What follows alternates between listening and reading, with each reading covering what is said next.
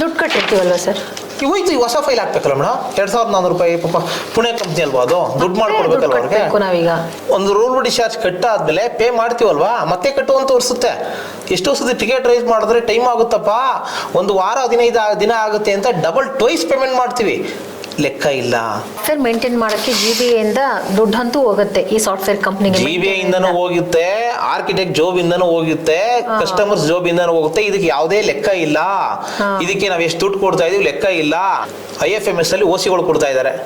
ಇದು IFMS ಅಲ್ಲಿ OC ಕೊಡೋದು ತಪ್ಪು, ಅಧಿಕಾರಿಗಳು ಗೊತ್ತಿದೆ, ಆದ್ರೂ ಕೊಡ್ತಾರೆ. ಬೆಸ್ಕಾಂ ಕ್ವಶನ್ ಮಾಡಲ್ಲ. IFMS OC ಬಂತ, ಯಾವುದೋ ಅಧಿಕಾರಿ ಸೈನ್ ಹಾಕಿ ಕೊಟ್ಟಿದ್ದಾರೆ, ಸರಿ ಆಯ್ತು ಮಾಡು, ಸರ್ವಿಸ್ ಕೊಡು. BWSSP ಬಂತು, ಯಾವ್ದೋ OC ಕೊಟ್ಟಿದ್ದಾರೆ.